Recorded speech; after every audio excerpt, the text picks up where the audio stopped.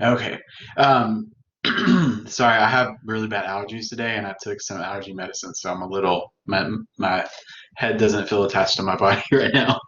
So the triptych exercise or the triptych painting assignment, those three paintings, the representational, the abstract, and the non-representational, those should all be done on a 16 by 20 or larger canvas. And like you heard Emily said, they tend to have like economy packs of these on sale at Michael's and Hobby Lobby. You just have to check your sales at your stores, but they're pretty inexpensive, especially the thinner, like half-inch to three-quarter thickness ones. I really haven't seen in a long time any companies putting staples on the side. They used to do that, and a lot of artists, would not buy canvases at the store because they didn't like seeing those staples on the edge. Because not everyone frames their work. I tend to carry my paintings around to the side, and I like it to kind of continue. And I like people to be able to see the side when they're looking at the work, where some people prefer to frame them. And if you go to museums and galleries, you're going to see, a variety of both. So um, most of the canvases at the stores are pretty good nowadays. So 16 by 20, if you want to work 18 by 24, I think some of the paperwork may say that you can, but since we started working from home and when I teach this class in the summer, I have been letting people work 16 by 20. It's a little smaller, but it may just, help you save a little bit of space and maybe time. But just because it's smaller doesn't mean you're going to be able to finish it faster. Sometimes it's actually the opposite. When it's smaller, it can take longer because you tend to have to be more precise because you have to watch like, every detail. People are going to look closer at it than if it was really large. Okay. So I have a canvas here. I'm going to do my demo on in a little bit. So as I was saying, those three paintings plus your exercises will be due at midterm. And those three paintings, you can work on in whatever order you want. But I would try to work on them all kind of at the same time. When one is drying, you can start another one or work on another one. If you get frustrated and you're not really sure what to do, instead of forcing it and possibly making a mistake or regretting, what you did, maybe just stop working on that one and grab one of the other ones that you have going. Okay.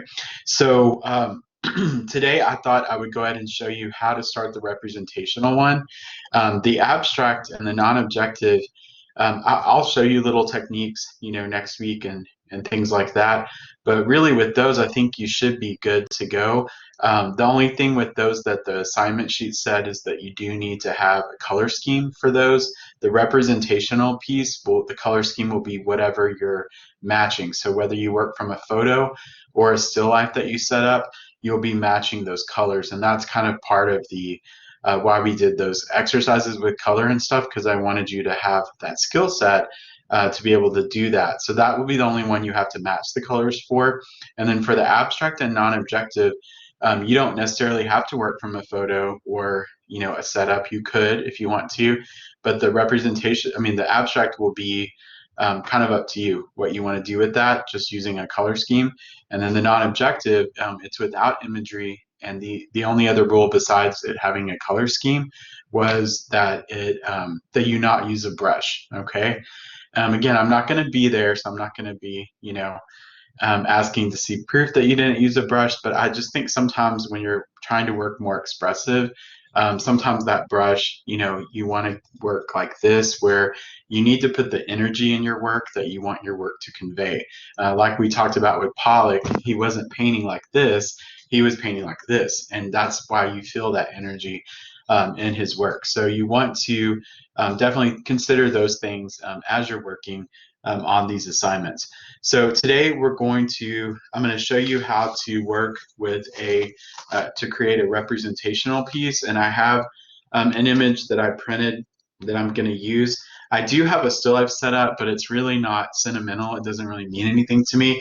I'm using it for my drawing class right now, and I don't have enough space in my studio to set up something else. So I will show you how I set it up and kind of go over that. So if you want to do something like that at home, you can.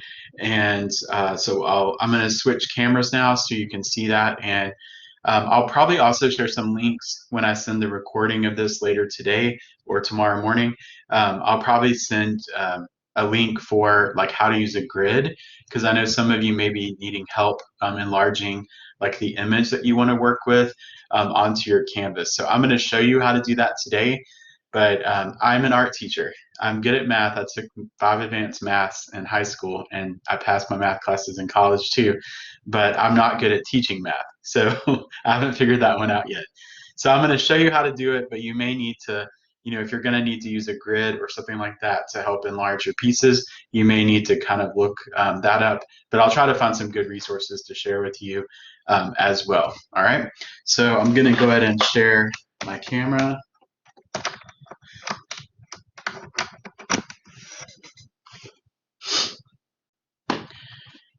And I'll tell you a little bit more about the image and why I chose it and all of that too once I get switched over here.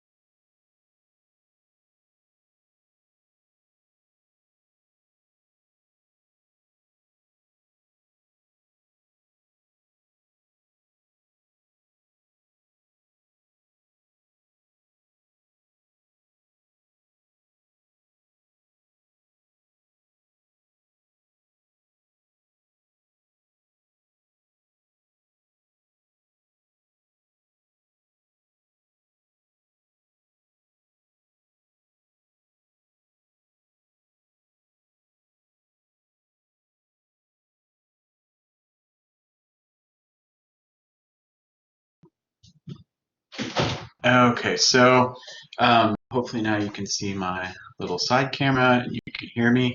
All right, good. Okay, so for my demo piece here, I printed a photo I took in my front yard pretty recently of these rain lilies. And the story behind this is I bought this house about 5 years ago, and it was a dream I didn't know that would ever happen, being able to buy a home. And when you buy a house, you sometimes discover a lot of problems and things like that that cost money that you have to fix, and so it can be kind of scary. And I live with someone that has mental illness and suffers from anxiety and depression and some other things. And so sometimes when I'm feeling down, it can be really hard to, stay positive, to, help my spouse. And my mother suffers from mental illness as well. And so it's kind of something I've grown up, with. And I remember one day it had been raining, and that's one of the triggers for my spouse is like just gloomy weather. And it had rained like several days. And I was in the front yard looking around at like something that was water was pouring out of somewhere during the rain. And I looked down, and underneath this little tree in my front yard, these hot pink, like beautiful flowers just came out of nowhere. And I think at that point we had lived here for a year or two already, and I'd never seen them before. And I looked them up, and they're actually called rain lilies, and they just pop up after a rainy day. And I just thought, to me, I was like, this is such a good reminder that even through hard times, there's always something positive that can usually come from it. And so now it's five. I've lived here 5 years, and I just noticed this morning I was walking around the front yard, and there were some that had popped up under that tree again. I've never had to replant them. So I don't know. To me, every time I see them, they're just always kind of a reminder of, that there's always, there's hard times, but then there's always good times, again. So this was my photo I took, and I printed it 5 by 7, and I'll explain why in just a moment. And because I'm going to show you how to use a grid to enlarge this to my canvas. Okay. Now, normally whenever I work from a photo, I don't use a projector or anything like that. I'll just kind of freehand it. But I know not all of you have taken drawing, so I did want to show you a couple of techniques that may help you with getting your imagery on the canvas, because it is hard to learn to paint and draw at the same time. Now, at the college, when we taught this class face to face, we did have a projector, but those are super expensive. I don't even have one that high tech myself. So I don't have one that I can show you with or anything like that.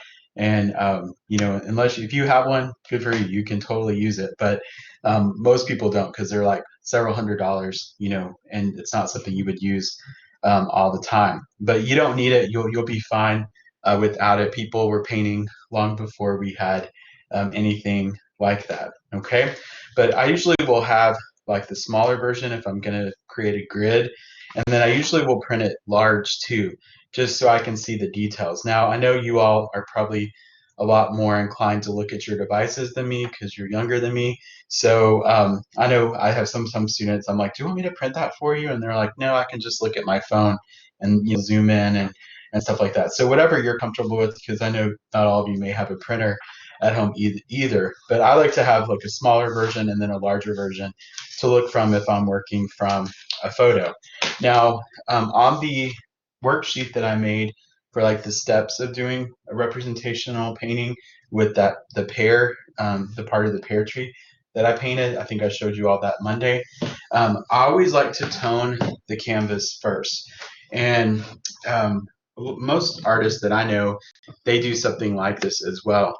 And there's a technique called grisaille where people paint with neutrals, kind of like more of a value study underneath, and then they will layer glazes of color on top. And that's how artists work back in the day, when they had to isolate the pigments because they were chemicals that could react with each other. So a lot of people thought that the Renaissance artists used the glazes because they wanted to create more of a realistic look. But nowadays, a lot of scientists believe and historians that they did the glazes, transparent layers of paint, because the paints couldn't mix together because it would cause a chemical reaction with pigments. So it's interesting. It's probably a little bit of both, I think. So when you start with a white canvas, it can be very intimidating because it's so clean. These are already primed when you get them at the store, so you don't have to worry about putting gesso or anything like that on them. But the whiteness, it's harsh on your eyes, and it will also peek through if you don't quite coat the whole painting with paint. So what I always do is take a little bit of a neutral. You can use raw umber. I have a little burnt umber, which is very similar to raw umber. And you can just put it on your canvas, usually like a pretty good blob will do. And then I take a paper towel or a cloth, a soft cloth, and I will take it and just start rubbing it all over the surface. Now, if it's really thick and kind of sticky, I will have like my water spritzer close by, and I will kind of mist it with water to help thin it out a little bit. And I'm not worried about it breaking down the paint too much, because this is going to be just a tone on the surface. Okay, so this paint's really thick. I think it's older. Now, you also notice I'm not using my golden open paint. It's really expensive, and it takes a little bit longer to dry. So since this is going to be the background and it's not going to show on the surface, and it's also a large area I have to cover, I don't want to use my expensive paint to do that. So I'm using like a cheaper brand of paint. So I'm just taking that paper towel, and I'm just going to smudge this lightly. Now, if you have a cloth, that's probably what I should have grabbed. Some paper towels are really good and heavy duty, but if you have, I think these are like recycled paper towels, they kind of will start to fall apart. So I'm going to grab a rag. Let's see.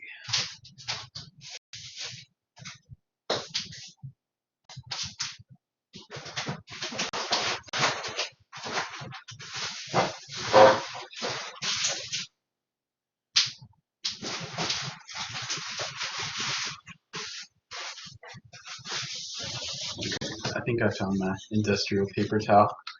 All right, so I'm going to put a little bit more.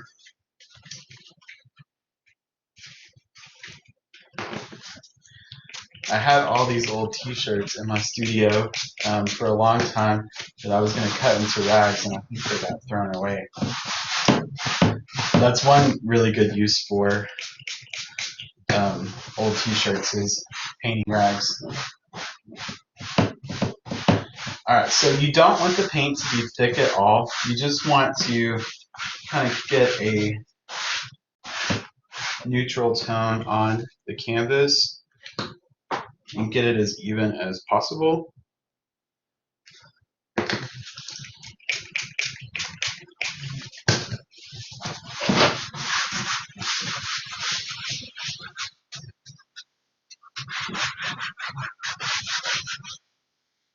And always take this to the edges of the canvas too, because like I said, you either want to paint the edges black or you want to carry the painting around the edges, okay? I normally do a demonstration at the school on how to frame and build a canvas. I don't know if I'm going to be able, we're obviously not going to be going back this semester, so, and I don't have all those tools at home, but I do have some videos and handouts for you showing you how to do all that, so you'll at least be exposed to the proper way to do that. You always want to think about the edges of the painting as well.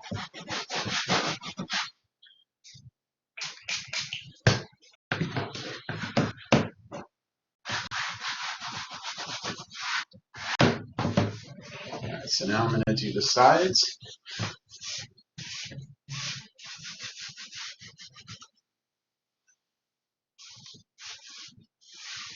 So this part, you know, there are parts of painting like this that, you know, it's not all super skill based. Some of it's more like work, and this is one of those ones, like, I don't know, to me I like having these kind of things to do at the beginning of the painting because it kind of helps you get in the mood and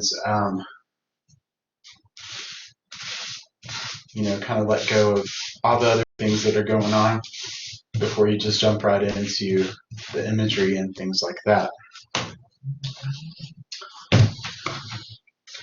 And my table is, I've got so much stuff on it, and I have my computer in here now too, so if you see like if I look like I'm struggling, I am. I'm trying to not get paint on my computer and everything else. But it's probably like that for most of you too, working from home.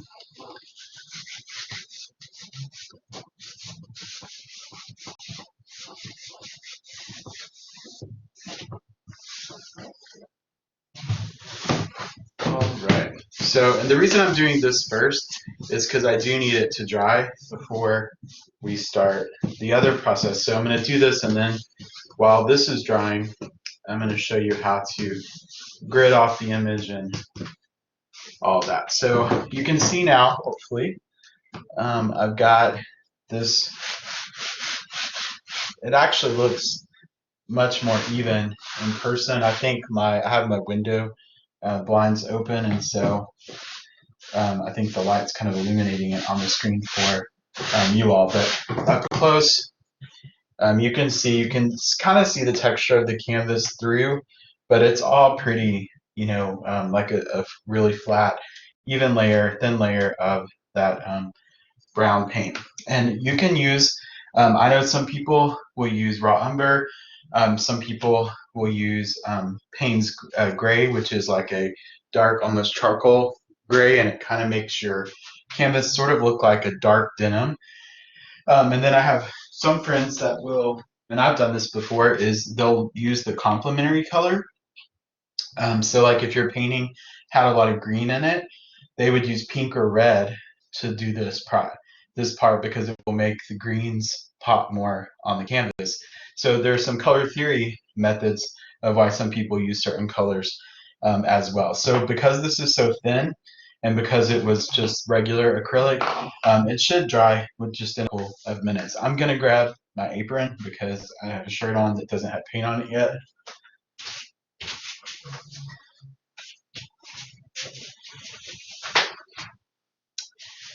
All right, and then the next step is to create the grid. Now, I did a little math beforehand, and this is the part that may be confusing for people if you're not good at math, but I'll try to explain it as best I can.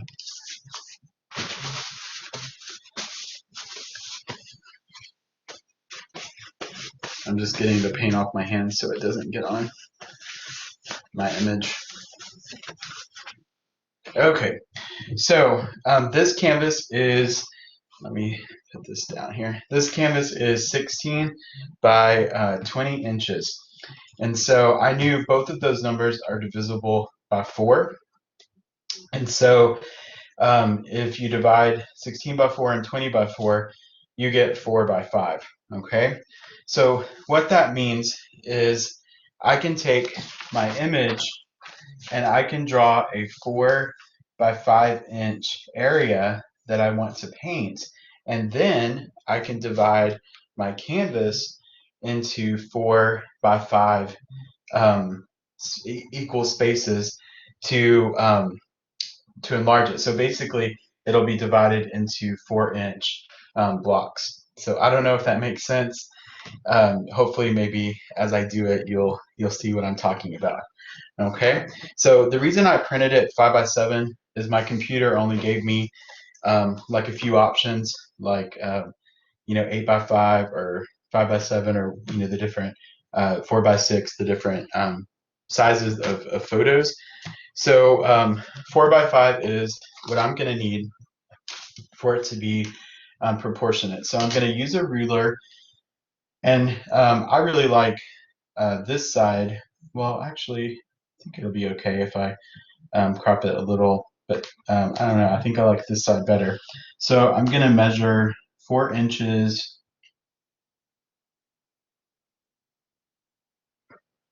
And I need a pencil.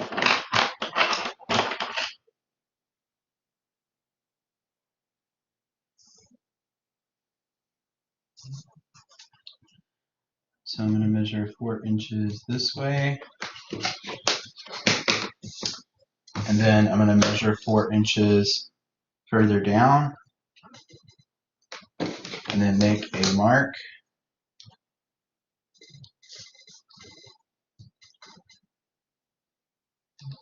And those of you that have Photoshop and all of that on your computers, I just have a new computer. I haven't loaded all of those things on just yet.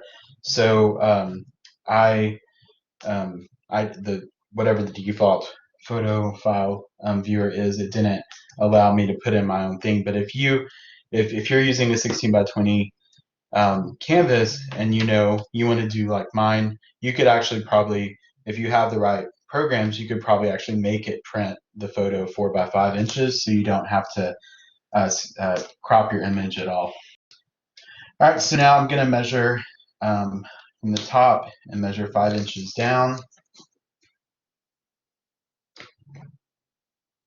And 5 inches. And I always measure 2 places to make sure that it's a straight line. All right, so now I have a 4 by 5 inch rectangle. Okay, so now I'm going to divide this up into 1 inch squares. So I'm going to make a mark at each inch mark, the top and the bottom.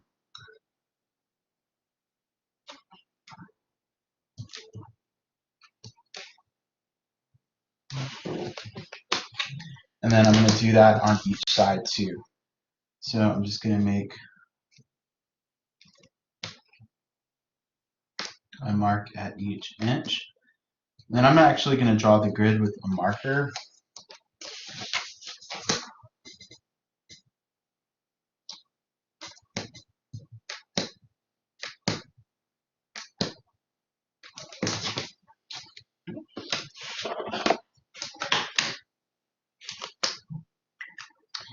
so I just have a Sharpie here, and now I'm going to connect those lines.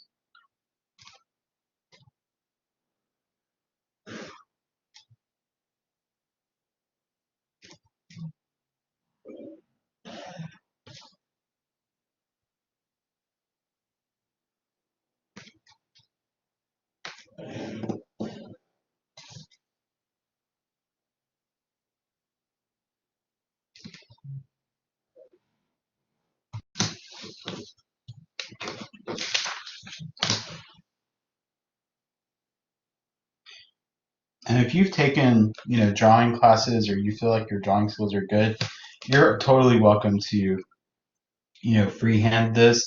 I'm just showing this because I know, not everyone has had all of those classes and they may not have the skill set. And it is challenging to learn to paint, match colors and all of that, and to learn to draw at the same time. But it's also an encouragement to take a drawing class next semester. And I teach those as well.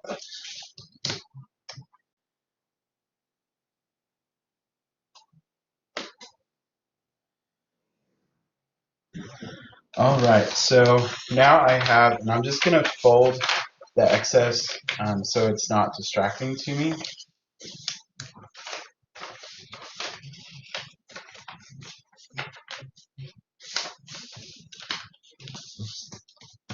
But now I have a 4 by 5 inch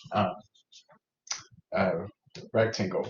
Okay, so now that I've done that, this is still a little damp. So I'll show you, this is my still life that I had set up for my drawing class. So you could do something like this for, if you, instead of working from a photo, if you'd rather work from like observation from actual sentimental objects like we saw with Audrey Flack and the other artist that I showed you on Monday. You could set up a still life of sentimental items. These are just empty bottles and stuff that I had that I was using for drawing.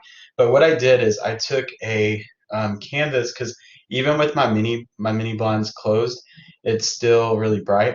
So I put a canvas that I had up in the window to help block out the light when I have the blinds closed.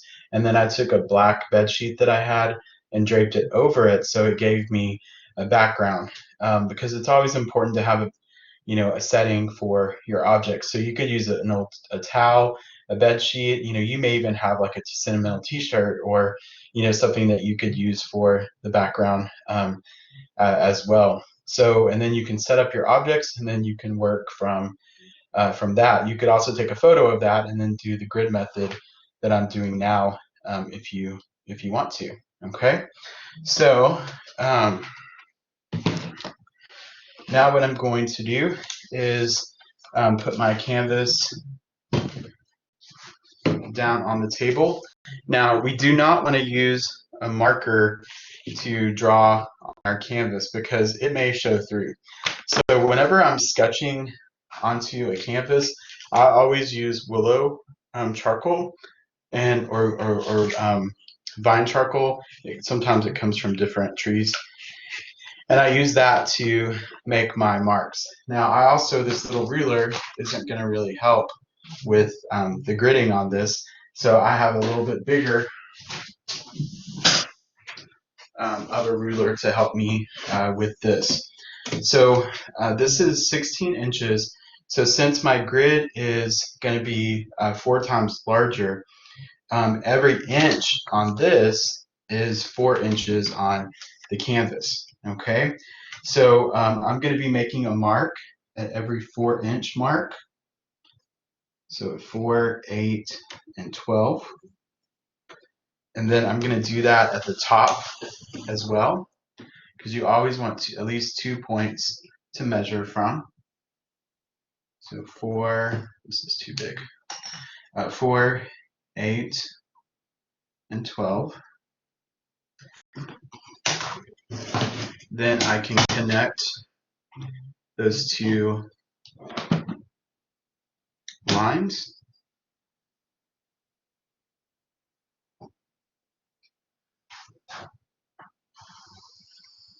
Now you may be like, well, I don't want charcoal all over my canvas. I promise it's not gonna, this charcoal is not permanent. There's no binder in it.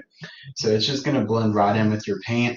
It usually doesn't alter the color much at all unless it's like a white paint. So I wouldn't worry about it. And if it's white, you can always add some more on top later. But so if you use pencil, sometimes that will still show through. If you use marker, of course, those could still bleed through as well. So now on this other side, I'm going to mark it 4 inches as well. So 4, 8, 12, 16. And then the same thing on this side. 4, 8, 12, 16. And then I have to go across the other direction now and make those squares.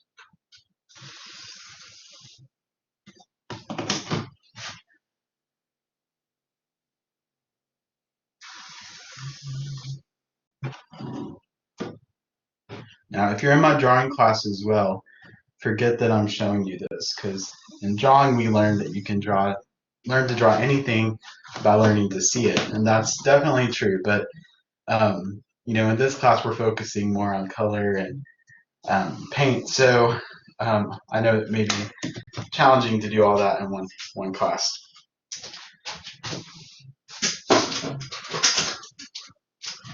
All right, so now I have a canvas that's got 4 by 5 squares, so there's 20 squares, and then I have my image that has 4 by 5 squares, or 20 squares on here now.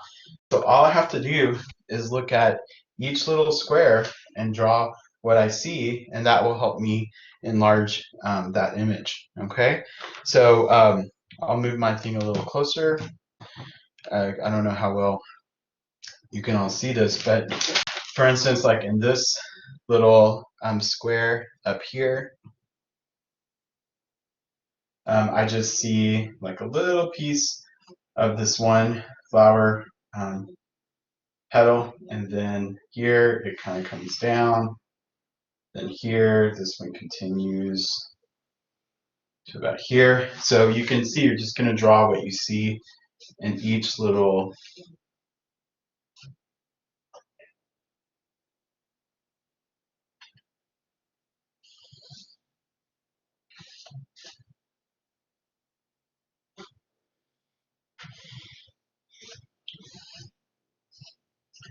and for me the grid almost like slows me down. Like I'd rather just kind of freehand it, but it's nice to have.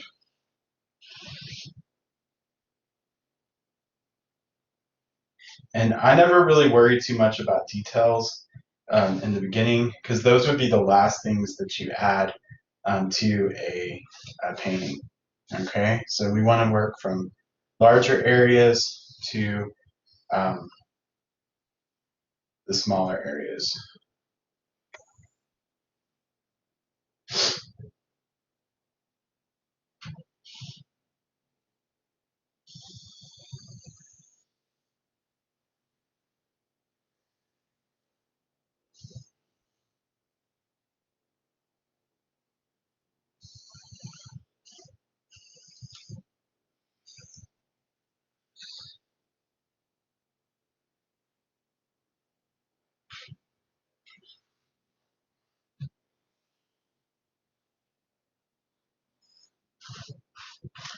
All right, so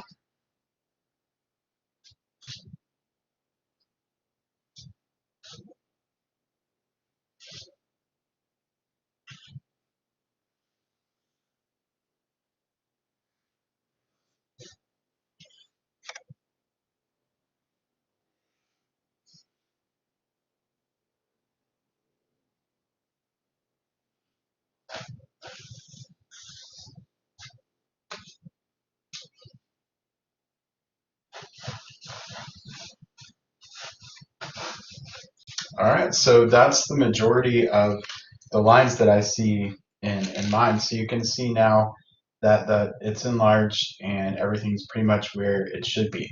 It does help you using a grid. It will help you get it up there faster too. But again, don't get caught up in every detail. Some people paint that way, like a paint by number, but it takes a really long time to do that. And you're gonna have to work fast. We're gonna, be doing a lot this semester. Okay, so all right. So now my next step would be to start to mix the colors that I'm going to use. So you can see in my image, I've got a lot of like really dark greens in the background, some little kind of tones of green as well. Then I've got a variety of tints and shades of and tones of pink, and then I've got some, kind of yellowish orange with some of the pollen and the pistils coming out of the flower. So I would next mix those colors. But before I do that, I kind of like to do a quick underpainting, just blocking out areas before I start doing that. So just another thick kind of layer. And that's where on the worksheet I show you some people will work with the complementary color and they'll use that kind of as an undertone. So it's up to you what you want to do at that point. So I think what I'm going to do for this, because these pinks are so bright, I don't think I want to use the complementary color underneath because I'm scared that sometimes like the crimson is what you need to make this bright pink. It's transparent a lot. So I think I'm just going to use like kind of a flatter, kind of darker magenta almost color for this, and then I'll use the green on this and then add the highlights and things that I see. But I'm going to always work thin to thick. So the first few layers I'm going to use are going to be somewhat kind of watered down, and I'll show you how to do that. Okay, so let me grab my palette and my colors.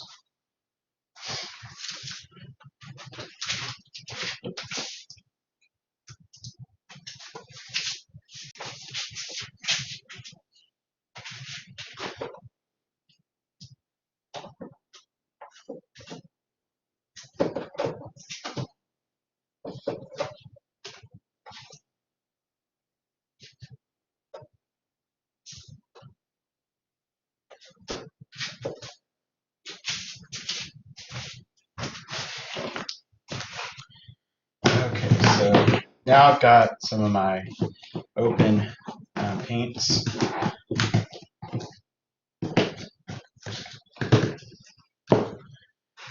All right, so for the pink area, I'm going to first, I think I'm going to do the background first because I always like to do the background first because it's easier to paint over than have to go back around the positive shapes. So I see like this darker kind of green and kind of browns and some kind of tints of green and tones of green in here. And then in the flower, just like a lot of pinks and some dark values as well in different places. So I'll show you, I know you're probably like, what is he talking about? So this is a painting I started last semester as the demo for this, and then spring break happened and the corona hit and everything. So I never quite finished it, but this is the photo that I was working from. And so you can see how I had just started, I had toned this canvas brown, just like I showed you. And then you can see very light paint. So on my dogs, the white area here, I just really thin, I'll show you up close. You can see how thin it is. You can still see the brown through it. Like this is just really loose. So I was just using really thin paint to kind of block in where everything is. So just like in the photo. And then you start layering in the thicker layers. So I just wanted you to see that. I'll probably finish that painting hopefully this semester and this one too if I have the time, but I'm probably delusional thinking that I will. All right, so I'm going to make some green. Now, the green that I see in here, it's really not like a super bright green. It's more of like a dark kind of forest green. So I'm going to use the warmer yellow and then also the warmer blue because that's going to make like a kind of darker green. So I'm going to take a little of the ultramarine blue.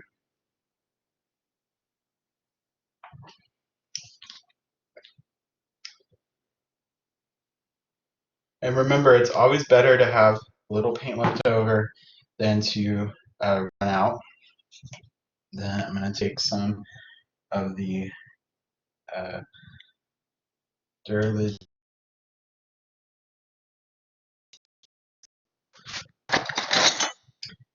and my palette knife. Mix those two together. And I told you all, like, as you start to mix colors, you'll be able to do this. I know Annette, you were talking Monday about how you were already doing that, like seeing the colors and things that you would have to mix together to make them. And so that will happen. And so this is a little too yellow still, but do you see how, I mean, this is pretty much the same color. So you'll get to that point too where you kind of know what colors to grab. And even if you make a mistake, you know, that's how you learn, right?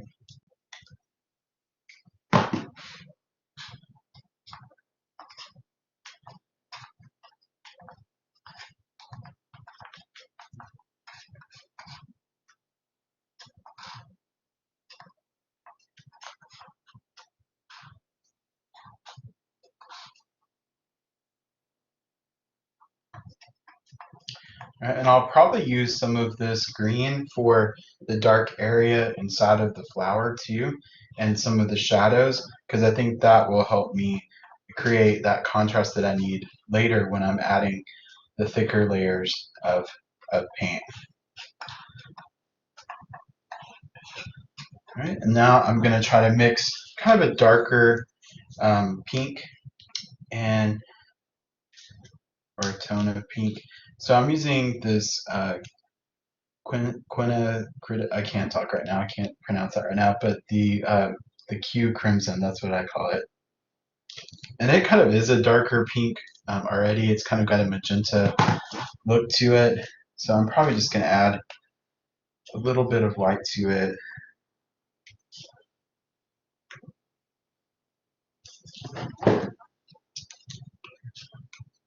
And maybe just a little black.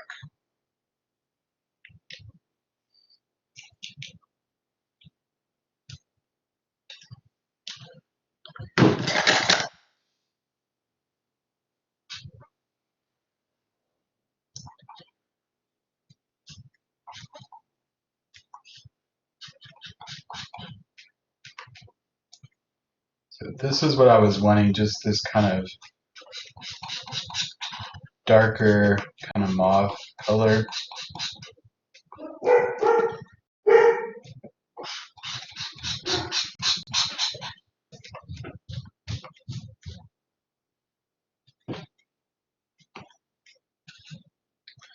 All right, now since these are the under layers that I'm going to be putting down, I want this to be thin. So I'm going to spritz it kind of heavily with my water because this is not going to be the final layer. This will help me kind of thin it out. Then I'm going to just grab a flat brush because I feel like I can cover more ground that way. And we're also not working on details. So again, don't worry about the details. You can always you'll add those at the end. So what I'm going to do is just looking at the photo. Oh, I actually wanted to paint the background first. Well, it's okay. This is just going to be really thin. So I'm just going to come on. Now that I have the image here, it doesn't matter if I get rid of my grid lines.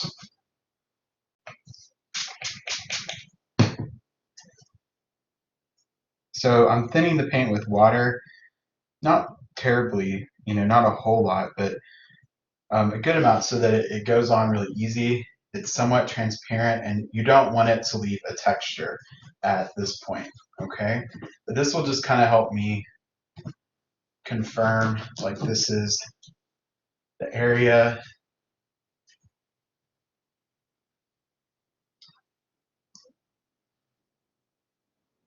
And you can't be scared. If you're scared, you're gonna mess up, okay? So try not to be scared. I'm gonna leave a little bit of space between these petals because I want to put that darker color in here.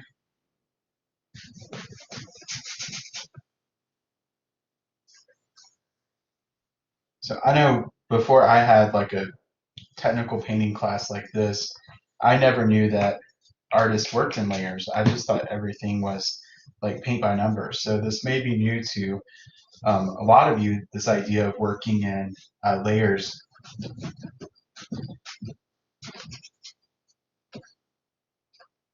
So if the paint, I've noticed with these open acrylics, they tend to get kind of sticky when they get close to drying, but then they'll stay sticky for a really long time. So if it gets sticky to where you feel like it's not really going across the surface the right way, you can spritz it with a little water if it's like an undercoat, or if you have that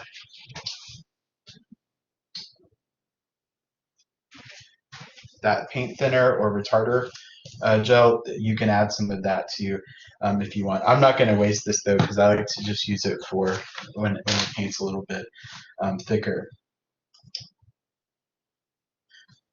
All right, so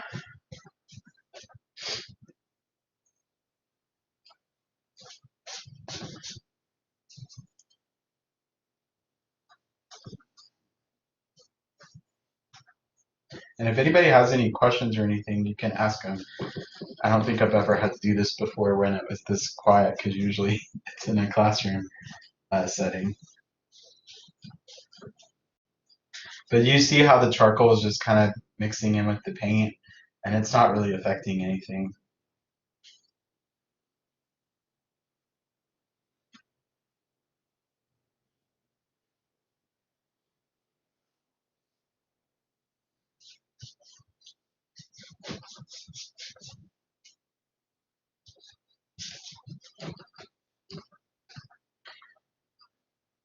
So doing this thin underpainting, it helps you just commit to the drawing that you had and you know your image isn't going to go anywhere. And it just gives you a good point to start and layering the paint.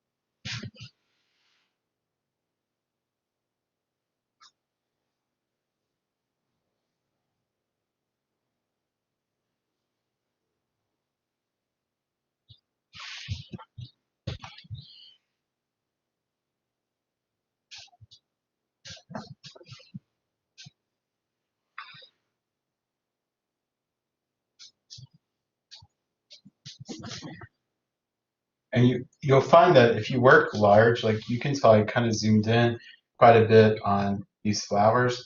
When you work larger, it actually gives you more, room in tiny spaces to work. Where if you're working really small, you've got to use a super tiny brush, really get in there. So it's always best, I find, when starting out, to try to work a little bit larger so you're not, trying to master these blending and all this other stuff on a really small scale where everything has to be super precise.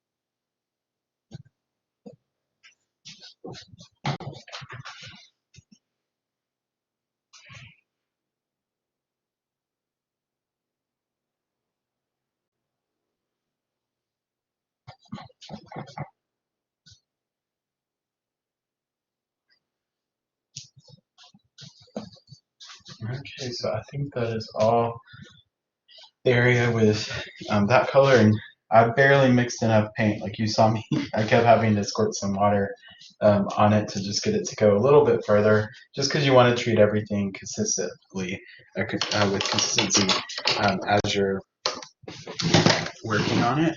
Now I'm gonna go on and use this darker green color for the background.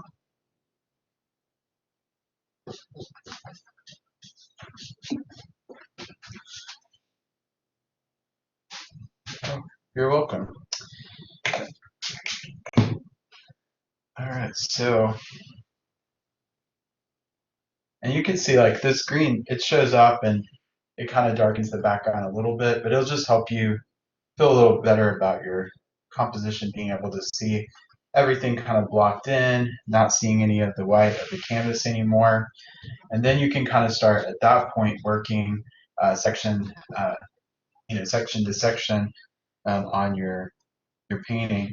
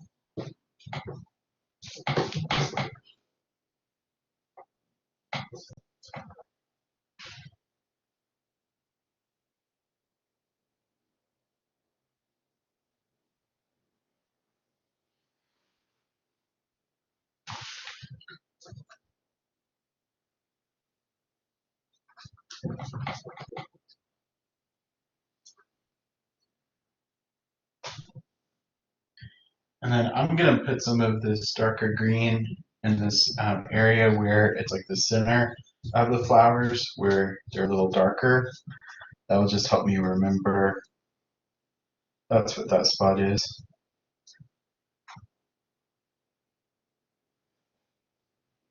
And then I'm gonna go a step further and put this in where I see some of the shadows in between the petals, because this is green and they're kind of pink. This is its complement, so that's going to help kind of create a sense of depth.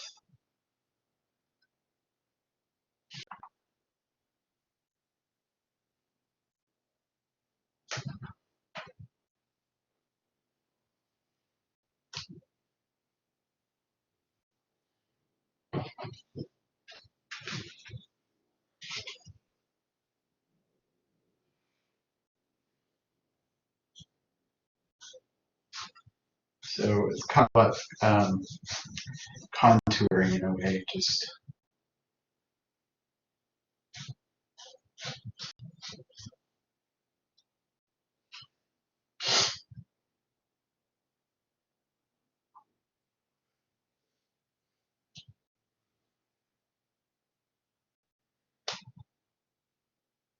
And I think this is for new painting students or new painters. This is the hardest part for them, I think, because we're so taught we're taught like everything should be really instant, and we're used to seeing people like Bob Ross mixing paintings, making paintings really quick on the TV. But what a lot of people don't know is Bob Ross actually would have several coats of paint on his canvas first, and he had rehearsed it to where he knew it was more like a dance routine.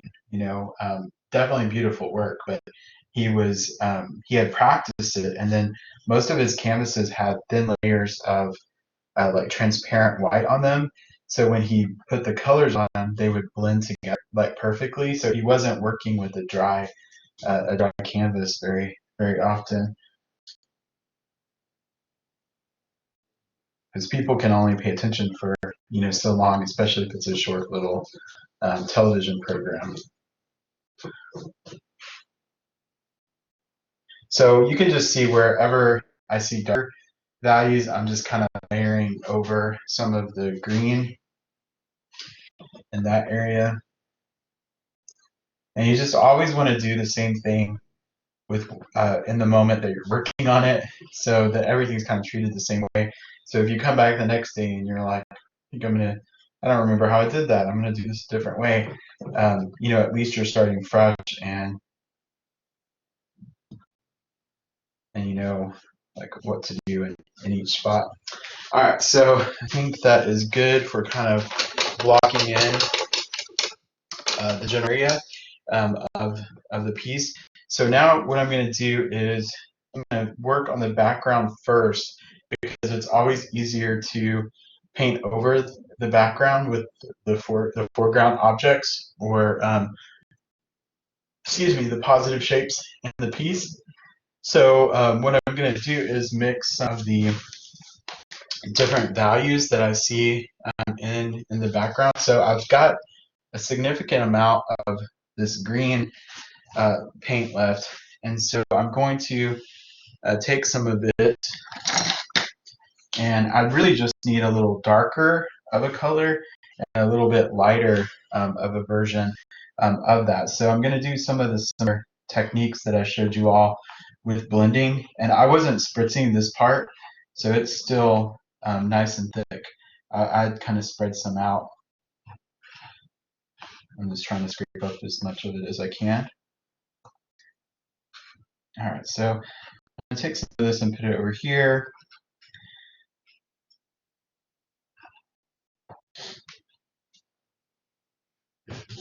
And since the background's not blended, it's just kind of splotchy.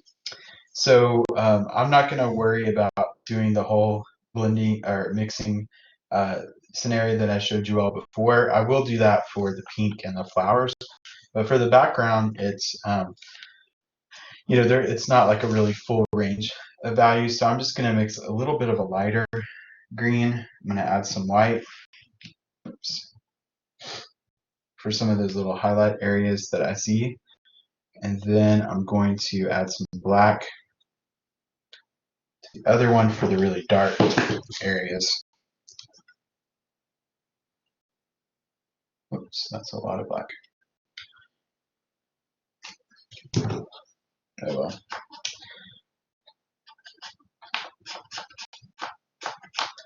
I can use that to paint the edges too.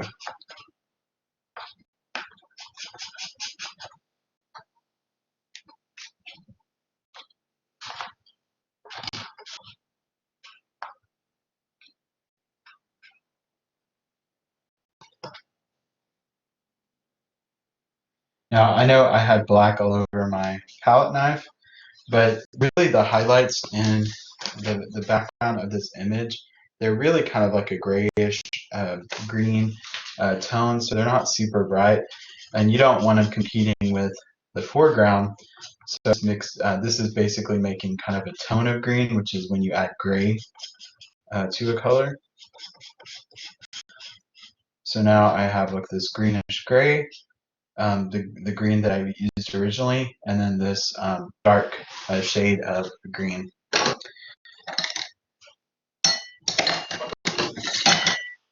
All right, so now what I'm going to do is just start working in the background areas of the canvas.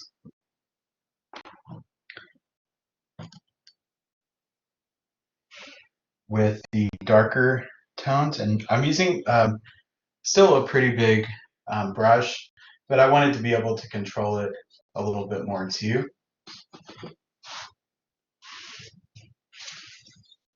And I'm going to add a little bit of this retarder gel to the paint. This helps it flow a little bit more. And you can mix it in with a palette knife or with your brush.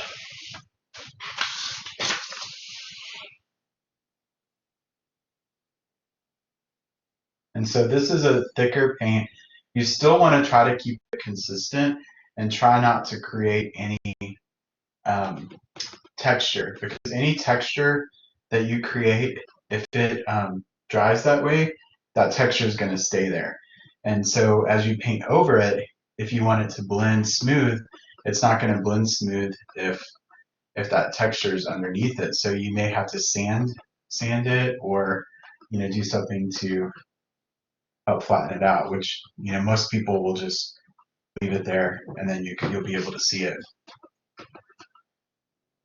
So I put some of the darker value down, and then I'm going to take, there's some kind of splotches of some brighter green in here. I don't really see any highlights in this area, so I'm just kind of layering that in so it's just not solid, flat. Then I'll move over to this area. And I'm going right up to the edge because you don't want to see halos around objects. So you can always paint over it with the positive shape, or in my case, the flower petals. I can always paint slightly over this if I get too close, but it always looks bad when you kind of see a halo around everything. You can almost see the fear of the artist that they were going to mess up because they got too close, to the other shape or the other object.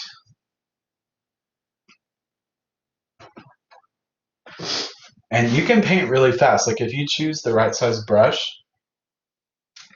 and you work really quick, and you're not just doubting yourself and in fear, you can paint really quickly. So I know I could probably finish this painting probably in just a few hours if I was uninterrupted. That's the hard part. And it's probably going to be harder for you all working from home too. Got to turn it a little bit. There's quite a bit of a glare from the window.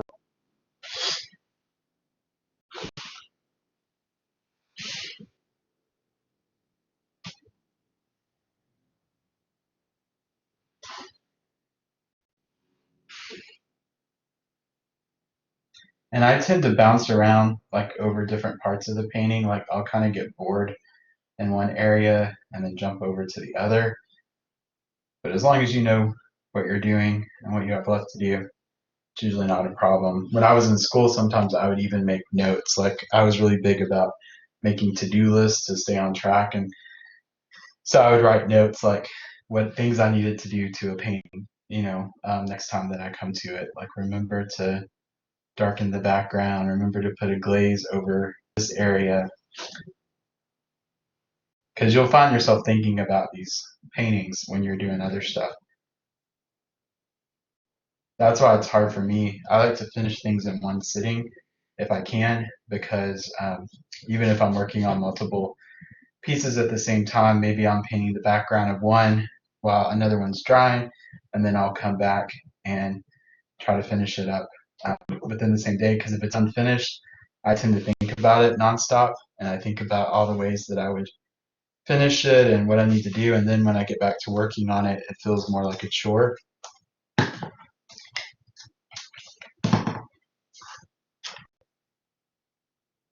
So as your paint, if it starts to get thick or kind of sticky, just you can add a little bit of that, couple of drops of that paint thinner or retarder gel to it, and maybe a little spritz of water, and that will help kind of liven it up again. It's like really hot in my studio, I think, because I have the blinds open and all these lights on. So what I was talking about texture, so you can see I had a lot of paint on my brush. I don't know if you can see like this little ridge that I just created. If I left that like that, that ridge is going to stay there, and that's the background. So if I've got this piece of black kind of sticking up, that's going to look really weird if I'm trying to make that look like it goes back and the flower petals come forward. So that's where it's always important to, try to keep the paint thin and work in layers, and you can always add the thicker paint at the end if you want any type of texture. So try to avoid creating any rough texture, because the paint will dry like that, and then you'll have like a bump there that you may not want. same thing with if you're working. I have one of those uh, syllable palettes, and before they had this palette paper to use, I would usually just squirt the paint directly in that syllable palette, and then it would get all dry in there, and then I would scrape it out. But I was always in such a hurry to start the next painting. Usually I wouldn't clean it really good, and so little specks of paint that had dried would be mixing in with my other paint, and then I would see it like in my pieces. Luckily, now I don't really work with my personal work's more abstract, so it's not that big of a deal. Sometimes it actually adds to the texture and stuff that I'm developing. But if you're working on something more representational, you don't want little specks of paint, so you want to keep a clean palette if possible. All right, so um, I've got most of the background, I think, blocked in with this darker value. And then while it's wet, I can just come in and put in where I see some of the other greens. And I'm kind of blending it a little bit because the paint is still wet.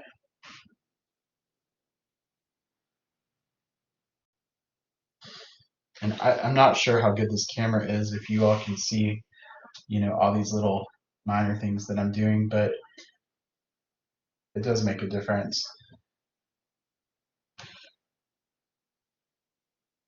And if you ever find like you're trying to lay one color down and it's picking up the other color, sometimes when it gets close to being dry, that's what will happen when you come over it with a wet brush with another color. So if that's happening, you may just want to wait a little bit, let it dry some more, and then layer some more paint on top of it.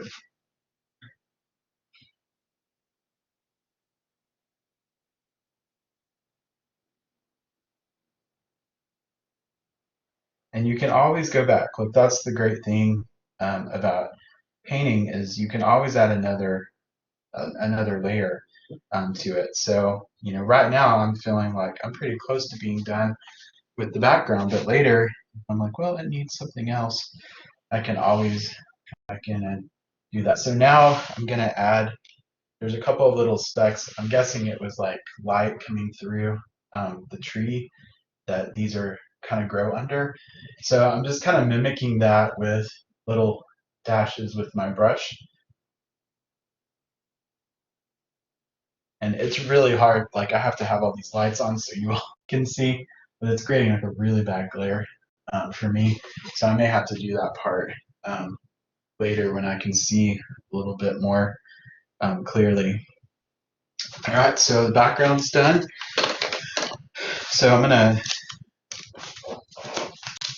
use my extra black right now to go ahead and to paint the sides, because this canvas, it's a lot of my abstract works, I'll do patterns and stuff that I continue on the side, but with this, I think it's going to be okay to have just um, a black edge. So I'm going to take the extra black paint I had and just go ahead and paint the sides. And when you're painting the sides of the canvas, you never want to paint this way because you're going to get paint on the surface. So whenever you're painting the sides, you want to paint from the back to the front. And then that way, it's not going to get the paint, it's going to stop when you get to that edge. But if I go this way, it's going to get on the surface of the painting.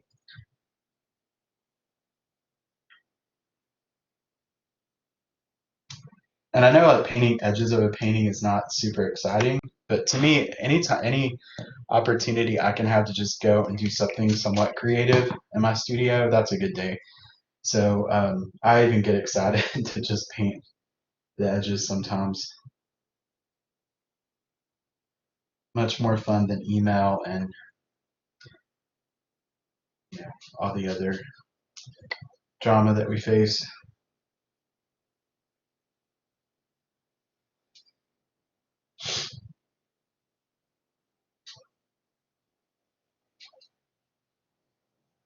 And I tend to do these things while I'm waiting for like the front to dry because I just have to maximize whatever time I have when I'm in my studio. So you gotta use the time that you have.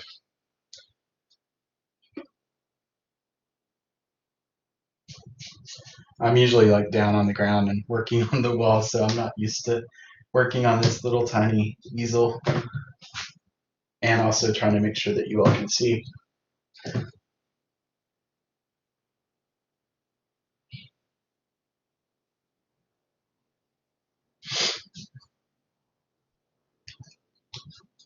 So always remember to paint the edges or unless you're going to frame it, but I usually will paint the edges anyway, even if I'm going to frame it, because I like to use a lot of the floating frames where you can still kind of see the sides. And so it looks nice even when it gets framed that way. And you never know, if you sell it, a lot of times people, they're really picky about frames. So I tend not to frame a lot of my paintings because I figure if I sell it, they may want to frame it.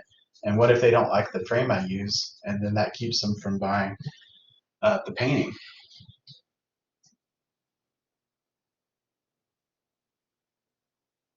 I actually had someone tell me that once. I was in a gallery in Deep Ellum, and there were these people looking at my painting, and the gallery owner came over and was like, "I think they're going to buy it." They're talking about it. It was a couple, and I walked over, and they're like, "We really like this, but it doesn't really. We don't know that the frame will, work with the house, or I can't remember if it's the frame or the color." And I was just like, they were saying they had just got a new couch, and they didn't think it would work with the couch. And I was like, well, put it in a different room or get a different couch. And then they didn't buy the painting. So you want to be nice. But I don't know. To me, not everything has to match.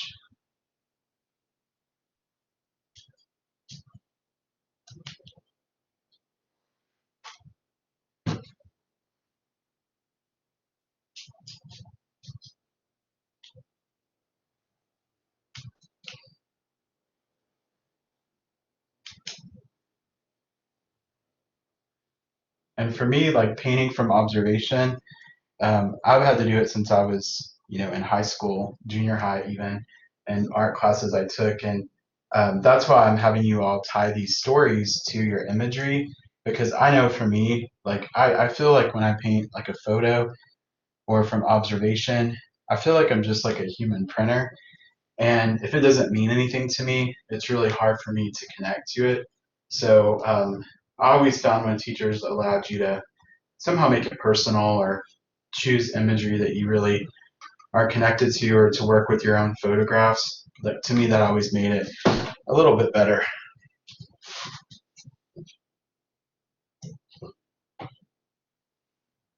It was always hard for me when I would have classes where like I had to paint a still life, for weeks that it didn't really mean much to me besides skill. It's great skill and it's a great practice, but sometimes, when you spend so much time on something, you want it to, have a meaning to it as well. All right, so I've got the edges done, and then I've got the background done. So I'm gonna pull up a new piece of paper, and I'm gonna mix those different pink flowers, and I'll probably just do like one petal, and then we can wrap up for the day because I know it's a long time to have to sit and watch me just doing this.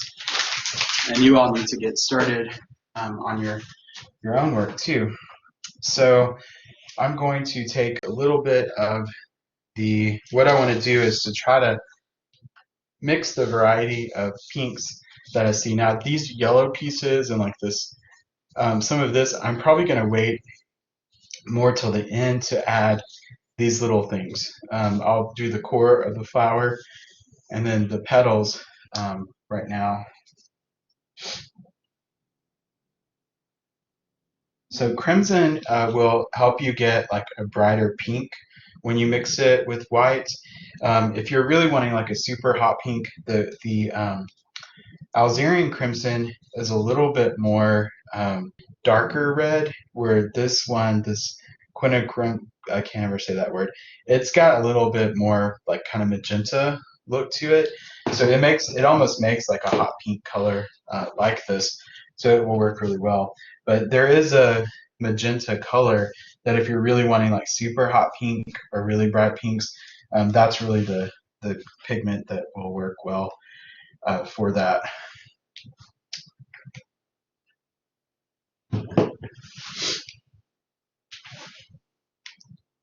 I don't know why I put these so close together.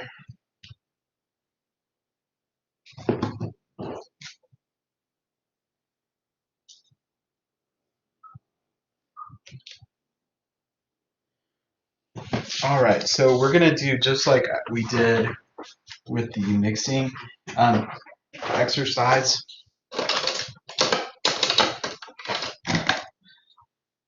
And I'm gonna make kind of a dark blackish red color for kind of the core flower. And then there are some areas that are more like kind of tones of this. So I'll probably use a little bit of this to make some of those grayish colors as well. Put some of this over here for that.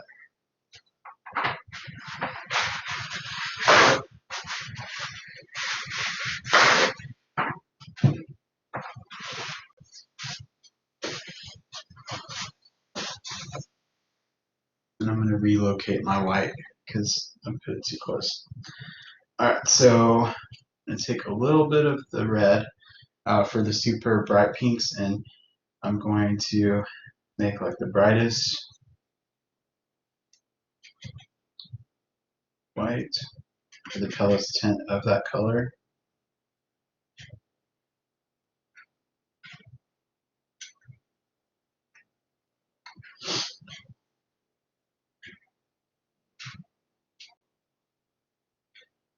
And I'll take some of that in the middle.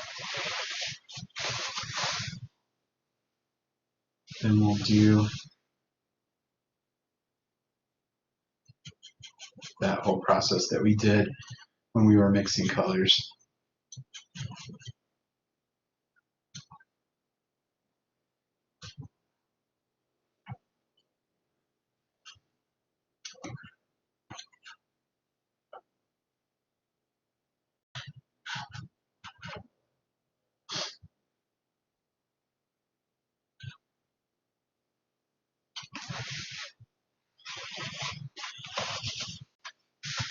Now I'm not being like super neat as I was when I was doing the color mixing because a lot of this is going to be blended together, and these flower petals, there's a lot of variety in them and in the different values and the textures and stuff that I see. So your palette doesn't always have to be super organized, but it does help, to have a variety. And this pink is not as not quite as vivid as like my photo, but I'm gonna work with it, and I have some more like almost fluorescent looking colors that I can always pull out if I need to pump up the color a little bit more.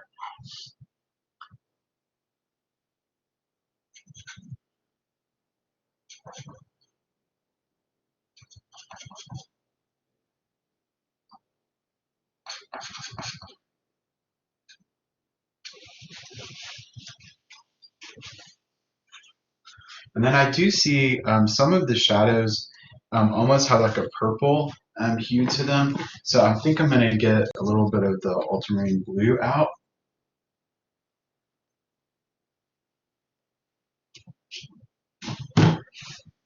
And I'm going to add some of the pink to it. So you just want to try to mix most of the colors that you see in the area that you're going to work on.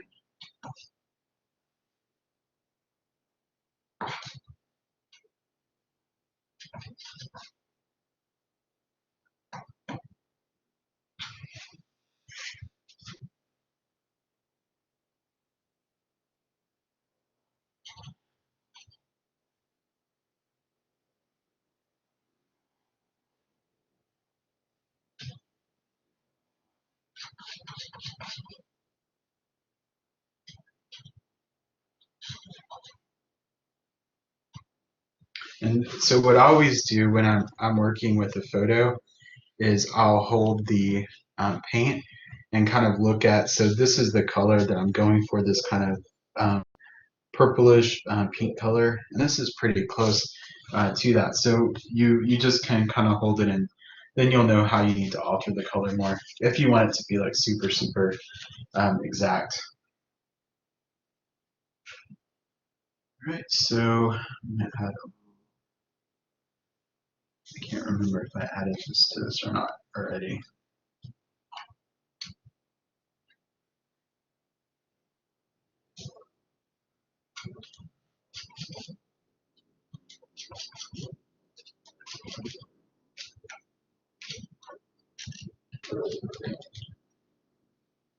All right, so now I have a pretty wide variety of different values of the colors that I see in the painting. And then I'm going to just start to, let's say I'm going to work with one of the areas first. So we'll just pick a petal. So let's just say I'll start with this one here. So you'll just want to start to put the color down where you see it.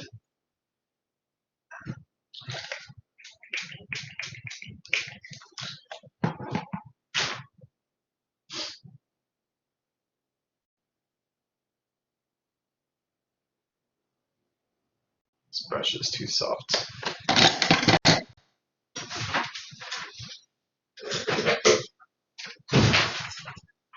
Yeah, if you find that the brush isn't stiff enough to really move the paint around, you just grab a different brush.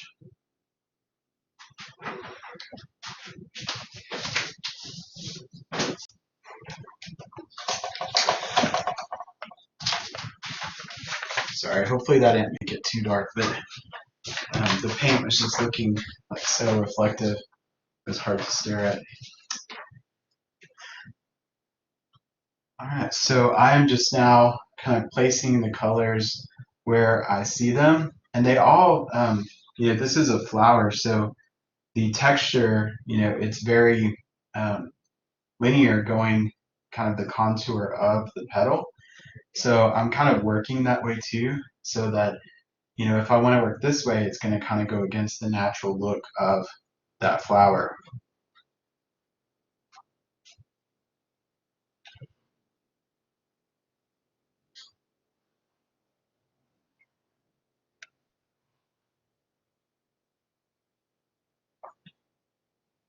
And then where I see lighter values, I can work that into.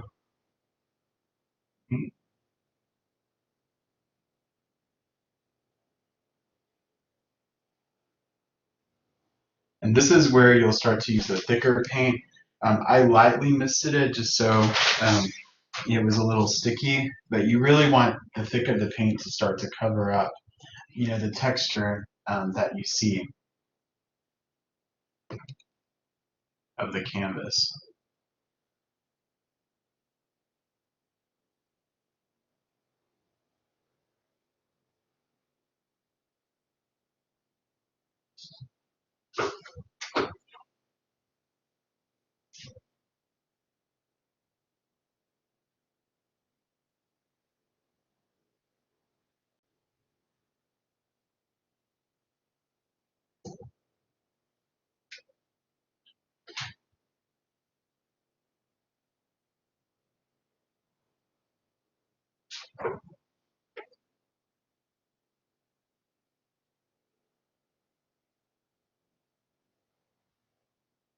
So that's pretty much all there is to it. You will just then start putting the different values where you see them and blending them if you need to, depending on the overall look of your image that you're working with. And you still may have to do several layers to kind of build up the different colors that you want.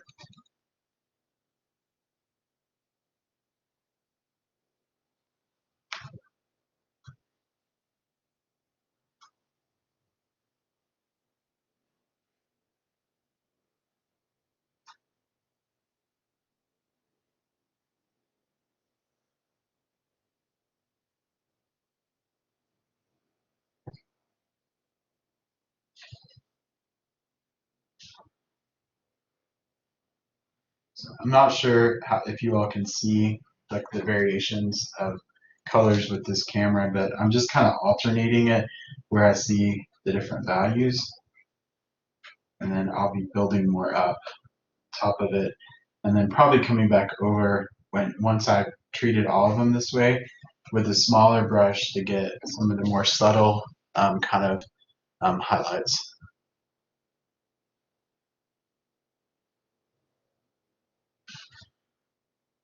And like I said, if you keep it flat, you can always, come back over it and put more paint if you need to.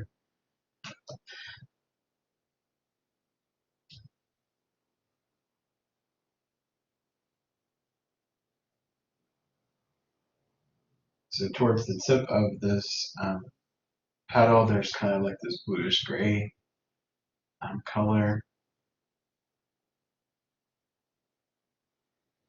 And that's how I would approach this image. Is I would just keep working and layering the colors on until it gets just right, and then move on to the next one.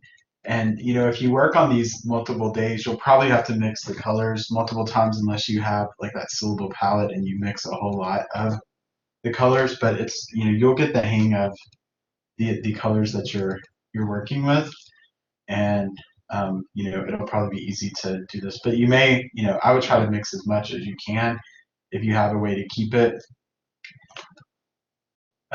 wet like overnight or whatever, so that you sorry, I'd set a timer to remind me as we got closer to 3:30. All right, so get a little bit more of this.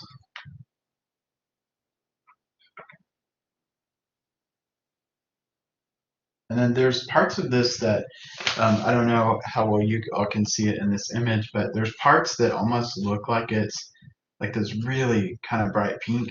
And I think the way that I'm gonna have to get that with this color is to let this dry. And then we talked about making glazes.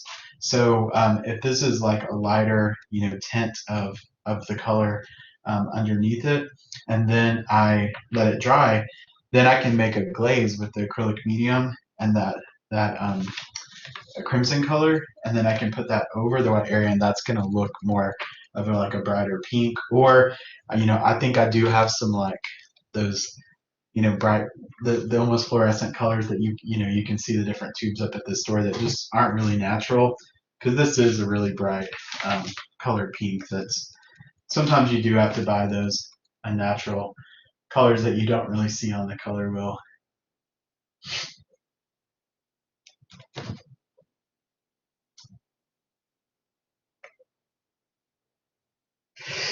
Excuse me. So now I'm just going in and putting in some of the highlights that I see. And then if I see like the darker areas, I can put those in. But it's all just about layering. So I'll probably continue to work on this, not today, but probably maybe later this weekend or next week while you all are working. I'll continue to do this. And what I'll probably do as you all start these assignments is I'll be here live working. If you want to tune in and watch, if you want to ask me questions or have me look at different parts of your pieces, I can do that too.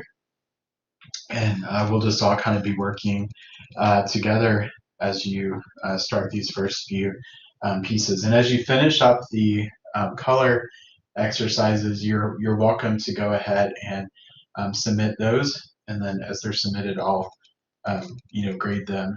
But that you have until midterm to submit those too. But I just don't want you waiting till midterm to do everything, because you're going to have to spend some time, doing each of these pieces. Okay. So did anybody have any questions, or do you all feel good about this? And I'll post the video later tonight